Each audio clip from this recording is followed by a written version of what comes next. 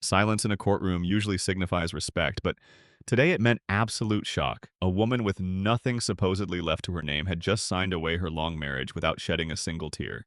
Minutes later, the vehicle waiting outside would permanently destroy her ex-husband's billion-dollar empire. The air inside room 402 of the Cook County Circuit Court was thick with the scent of lemon polish, old paper, and the distinct, suffocating tension of a severed bond. Afternoon sunlight bled through the tall, dust-streaked windows, casting long, barred shadows across the mahogany tables. At the petitioner's table sat Dominic Hale. He was a man who wore his arrogance like a tailored second skin, clad in a bespoke charcoal Brioni suit that cost more than the average car. Dominic kept checking his platinum Rolex Daytona. He was not looking at the time because he was anxious. He was looking at it because he was bored. To Dominic, this divorce was not a tragedy. It was simply another business transaction, a minor corporate restructuring of his personal life. He had spent recent years siphoning assets, manipulating valuations, and ensuring that when this day came, he would walk away with the lion's share of the empire they had supposedly built together. Beside him sat his bulldog of an attorney, Victor Lang. Lang was a senior partner at Lang, Dunn and Associates, a man notorious in Chicago for leaving ex-wives with nothing but their maiden names and a mountain of legal fees. Lang was currently shuffling through a stack of documents, a predatory smirk playing on his lips. They had won. They both knew it. Across the aisle, at the respondents' table, sat Camille Reynolds.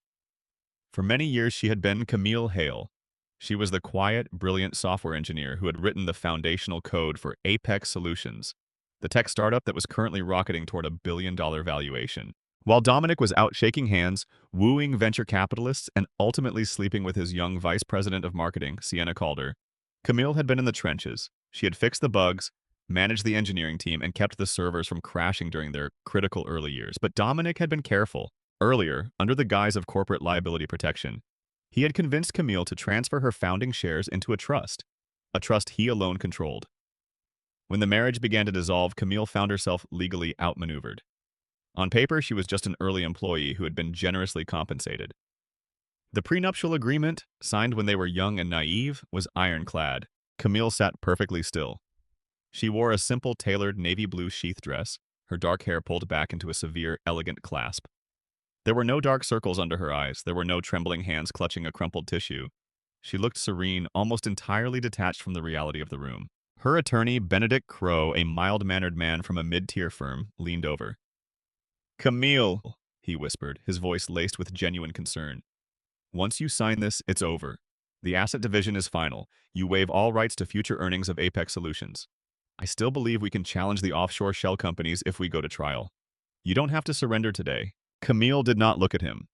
Her eyes were fixed on the imposing figure of Judge Cordelia Voss, who was currently reading through the final stipulations. "Benedict," Camille replied, her voice smooth, calm, and carrying a quiet resonance that made the attorney pause. "I am not surrendering. I am simply concluding." Judge Voss cleared her throat, peering over her reading glasses. The courtroom fell dead silent. "Mr. Hale, Ms. Reynolds," the judge began, her voice echoing off the wood-paneled walls.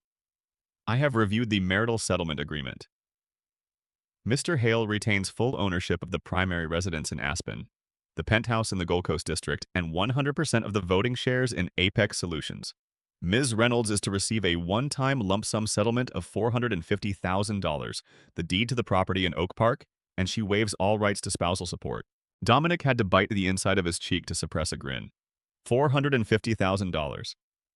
He was about to close a Series C funding round that would personally net him over $60 million in liquid cash.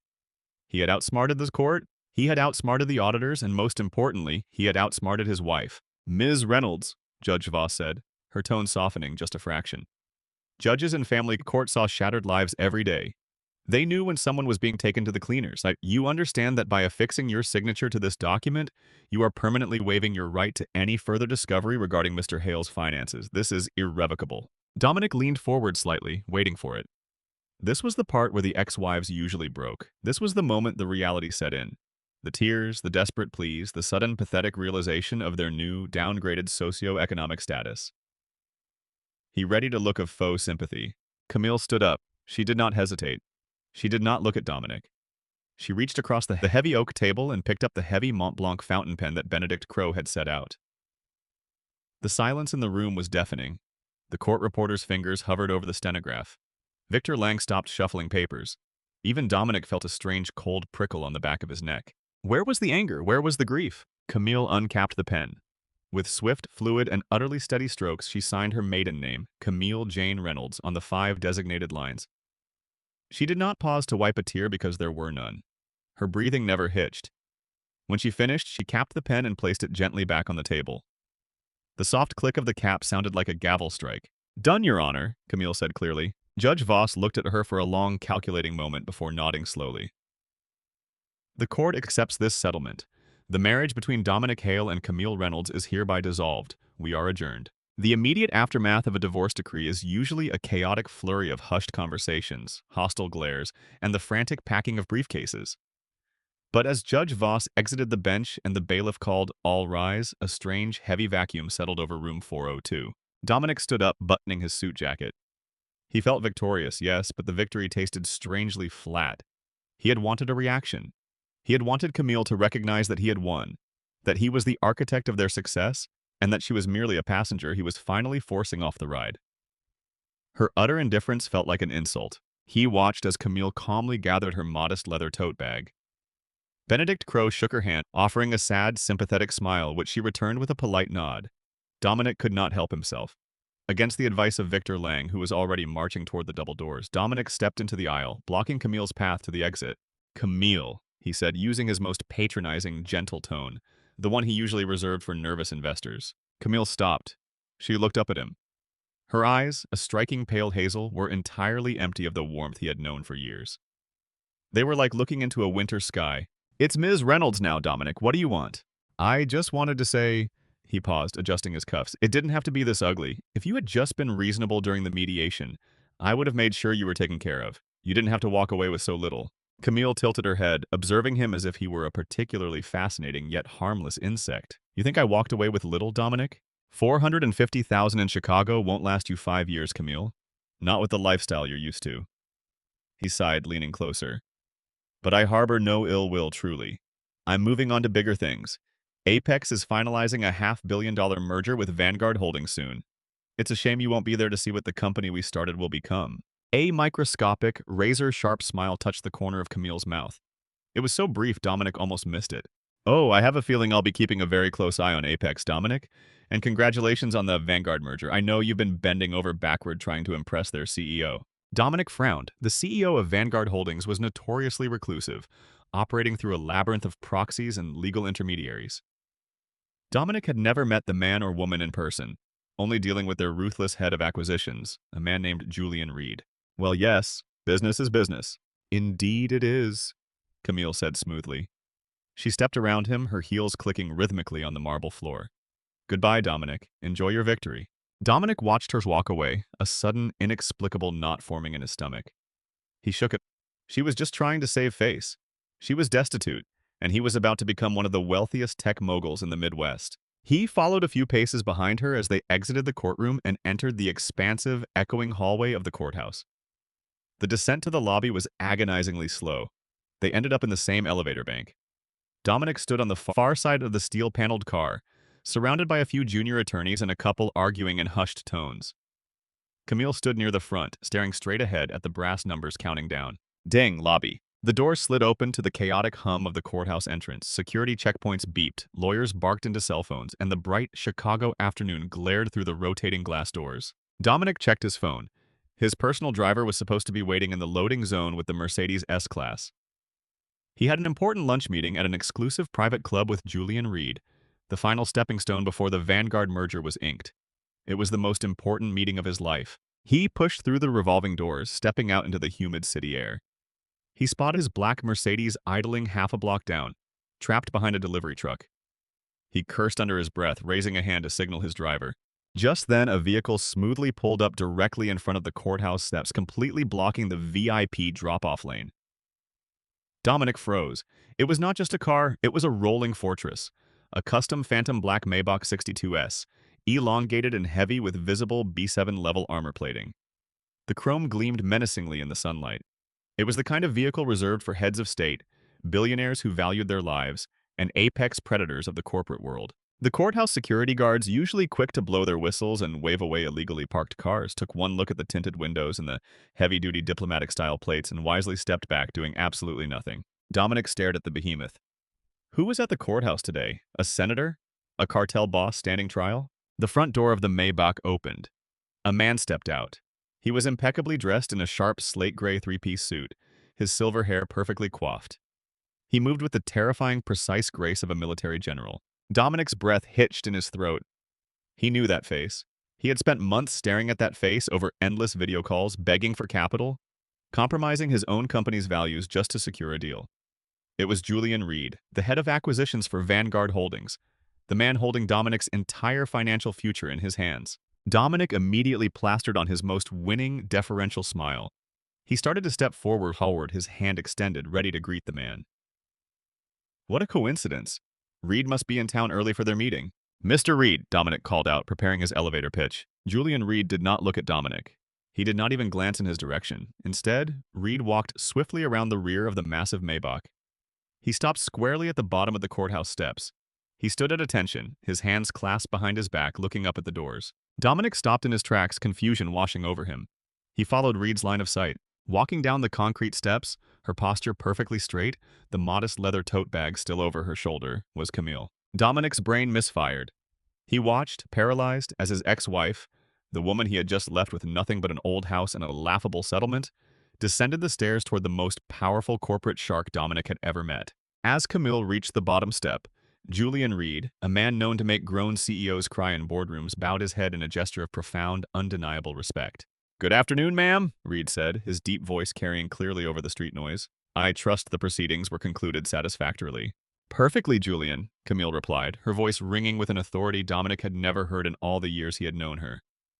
"The final piece of dead weight has been officially severed." Reed nodded solemnly. He reached out and pulled open the heavy armored rear door of the Maybach. The interior revealed cream-colored leather, mahogany tray tables, and the soft glow of digital financial terminals. "Excellent," Reed said. "The board is standing by for your authorization on the Apex acquisition, Chief Executive." Dominic's briefcase slipped from his fingers. It hit the pavement with a loud, pathetic slap, bursting open and scattering his precious, heavily negotiated legal documents across the dirty Chicago sidewalk. "Chief Executive?" Camille paused before stepping into the cavernous back seat of the car. She turned slowly, her eyes locking onto Dominic's pale, horrified face. The smug, victorious tech mogul was gone, replaced by a man realizing he was standing on the tracks, staring directly into the headlights of an oncoming train. She offered him that same microscopic, razor-sharp smile. "See you at the merger meeting this afternoon, Mr. Hale," she said softly. "Don't be late, I hate waiting." She slid into the back of the Maybach. Julian Reed shut the heavy door with a solid, echoing thud, sealing her away behind inches of bulletproof glass. The private dining room at the Chicago Union League Club was a sanctuary of old money, scented with expensive cigar smoke, roasted prime rib, and generational wealth. The walls were lined with first-edition books that no one ever read and oil portraits of dead industrialists. Normally, Dominic Hale felt right at home in places like this. Today, he felt like he was walking into his own execution. He sat at the head of a massive polished mahogany table, sweating right through his bespoke Brioni suit. He had spent the preceding period in a state of borderline psychosis, frantically calling his attorney, Victor Lang, and his private investigators. None of them answered. They were all at the golf course celebrating the masterful divorce settlement. Across from Dominic sat Sienna Calder, Apex Solutions Vice President of Marketing and the primary reason his marriage had imploded. At 26, Sienna possessed a ruthless ambition masked by a perfectly curated Instagram aesthetic. She was busy checking her reflection in the silver butter knife, completely oblivious to the catastrophic storm gathering above them. "Dominic, honey, relax," Sienna purred, placing a manicured hand over his trembling fingers. "You look like you've seen a ghost. The Vanguard deal is a lock. Reed practically begged for this meeting. Soon we'll be splitting our time between the Aspen House and the south of France." Dominic snatched his hand away. "Shut up, Sienna, just shut up for 1 minute." Before she could register her offense, the heavy oak doors of the dining room swung open. The low murmur of the club outside was abruptly cut off as the doors clicked shut. Julian Reed stepped into the room. He did not look like a man coming to negotiate a friendly merger. He looked like an undertaker. He carried a single, slim leather portfolio. He did not extend his hand. He simply stood at the end of the table, his posture rigid. "Mr. Reed," Dominic managed, standing up so fast his chair scraped violently against the hardwood floor. "Thank you for coming. "Take a seat, Mr. Hale," Reed interrupted, his voice devoid of any warmth. It was a command, not a suggestion. Dominic swallowed hard and slowly sank back into his leather chair. Sienna blinked, her smile faltering at the sheer hostility radiating from the Vanguard executive. I am not here to negotiate, Reed continued, opening his portfolio and extracting a thick stack of legal documents. He slid them precisely down the center of the polished table. They stopped exactly an inch from Dominic's untouched water glass. I am here to facilitate the transition on behalf of Vanguard Holdings' chief executive officer, who will be handling the final terms personally. The doors opened again. The silence that followed was absolute. The clinking of silverware from the hallway ceased. The ticking of the grandfather clock in the corner suddenly sounded like a metronome counting down to 0. Camille Reynolds walked in. She had changed out of the navy blue sheath dress she wore in family court. Now she was dressed in a sharp-tailored charcoal gray pantsuit, a direct, almost mocking reflection of the suit Dominic was wearing. Her posture was flawless. The mild, detached demeanor from room 402 was gone, replaced by the radiating, terrifying confidence of an apex predator who had finally cornered her prey. Sienna gasped loudly, a sound of pure, unadulterated shock. Camille, what are you doing here? You're not supposed to be here. Dominic, call security. Camille did not even look at her. She walked gracefully to the chair next to Julian Reed, who immediately pulled it out for her. She sat down, resting her hands lightly on the table. Her pale hazel eyes locked onto Dominic, piercing right through his collapsing bravado. Hello, Dominic, Camille said smoothly. I told you not to be late. Dominic's vocal cords felt like sandpaper. He stared at her, his mind desperately trying to bridge the gap between the woman he thought he had crushed that morning and the billionaire corporate titan sitting across from him. How? He finally whispered. It was the only word his brain could form. Camille leaned back, an elegant smile playing on her lips. How did the little software engineer you cheated on become the private equity firm that is currently dismantling your life? Is that what you're asking? Sienna stood up, her face flushed with anger. This is insane. You can't just crash a private corporate meeting because you're bitter about the divorce, Camille. I'm calling the club manager. Sit down, Ms. Calder, Julian Reed snapped, his voice cracking like a whip. Or I will have my security detail escort you out by your hair. You are addressing the founder, majority shareholder, and CEO of Vanguard Holdings. Sienna collapsed back into her chair as if her legs had been severed. Camille steepled her fingers. Sometime earlier, Dominic, I noticed a slight discrepancy in the server logs at Apex. Just a tiny routing error. Being the diligent coder that I am, I dug into it. I found the hidden subdirectories. Then I found the encrypted emails. And then I found the offshore shell companies in the Cayman Islands where you had been quietly siphoning Apex's operational capital. Dominic's face drained of all color.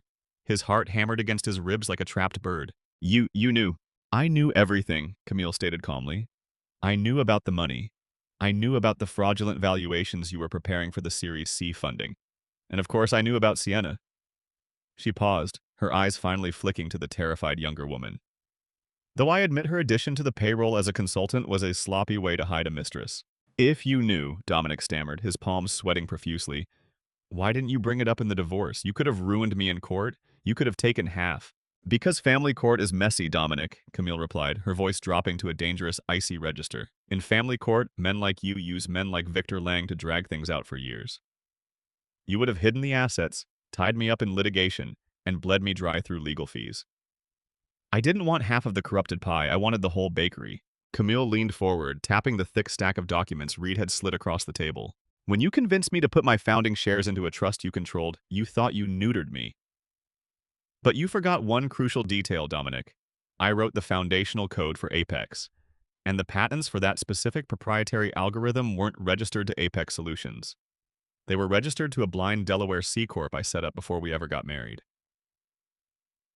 Dominic felt the air leave his lungs. The algorithm was the only reason Apex was worth anything. It was the engine of the entire company. I licensed that code to Apex, Camille continued, her voice echoing in the dead silent room. When I discovered your theft, I quietly revoked the license. You haven't owned the rights to your own software for some time. You've been operating on borrowed time. I took the early buyout money I had quietly stashed away, partnered with Julian here, and founded Vanguard Holdings. Our primary objective? Acquiring distressed, over-leveraged tech assets. She tapped the documents again. Which brings us to these. Dominic stared at this paper. What is that? He asked, his voice trembling. Over the preceding period, Vanguard Holdings has been quietly buying up Apex Solutions corporate debt from Silicon Valley Bank and your secondary private lenders. We bought it for pennies on the dollar because your financial records are a fraudulent house of cards. Camille smiled, but it did not reach her eyes. We aren't here to merge with Apex, Dominic. We are here to call in your loans. All of them. Immediately. Dominic's vision blurred. The room began to spin. You can't do that. It's 120 million. We don't have the liquidity to cover that. It will force the company into Chapter 11 bankruptcy. Exactly, Julian Reed chimed in smoothly. Unless, of course, you agree to an immediate equity transfer. You surrender 100% of your voting shares, all remaining assets, and your position as CEO to Vanguard Holdings in exchange for debt forgiveness. This is extortion! Dominic screamed, slamming his fists on the table, a vein bulging dangerously in his forehead. I'll sue you. I'll drag you through the Securities and Exchange Commission. You're my wife. You hid assets during a divorce. This violates the settlement. Camille let out a short, genuine laugh. It was a beautiful, terrifying sound. Did you read the final page of the settlement agreement you practically shoved down my throat this morning, Dominic? She asked softly. The one your bulldog attorney drafted to protect your hidden offshore accounts? Dominic froze. You included an irrevocable waiver of all future discovery, Camille quoted, her memory flawless. Both parties permanently waive the right to contest, audit, or claim any assets, holdings, or corporate entities acquired, built, or maintained by the other party prior to the dissolution of this marriage. You were so desperate to protect the millions you stole that you legally, permanently, and irrevocably blinded yourself to the billions I built. The silence returned, heavier and more suffocating than before. Dominic sat paralyzed, the crushing weight of his own hubris burying him alive. He had outsmarted himself. He had built the guillotine, sharpened the blade, and placed his own head on the block. Sign the documents, Dominic, Camille commanded, pushing a heavy Mont Blanc fountain pen, the exact same brand she had used in court, across the polished wood. If you sign, Vanguard absorbs Apex and you walk away with zero debt. You get to keep the Aspen House and the Gold Coast penthouse. Of course, without your CEO salary or your offshore accounts, which Julian has already flagged to the IRS. By the way, you'll likely have to foreclose on both properties before long. Sienna let out a quiet, pathetic sob, realizing her meal ticket had just evaporated into thin air. And if I don't sign? Dominic whispered, tears of sheer helpless rage finally pricking the corners of his eyes. If you don't sign, I bankrupt Apex by the end of the day. The SEC investigates your fraudulent valuations soon after. You go to federal prison for wire fraud, and I buy the company's remains at auction for a fraction of the cost anyway. Camille stood up, buttoning her suit jacket. The choice is yours, but frankly, I have a real company to run, and I've wasted enough time on you. Dominic looked at the pen. His hand shook violently as he reached for it. He looked at Sienna, who would not meet his eyes. He looked at Reed, who stared back with the cold indifference of an executioner. Finally, he looked at Camille. There were no tears in her eyes, just the quiet, resolute calm of a woman who had taken back exactly what was hers. With a defeated, broken sob, Dominic Hale uncapped the pen and signed away his empire. If you loved watching Camille completely dismantle Dominic's empire and turn his own greedy legal traps against him, hit that like button. The best revenge isn't getting even. It's getting everything. Share this story with someone who needs a reminder to never underestimate a quiet genius. And subscribe to our channel for more epic real-life corporate revenge stories.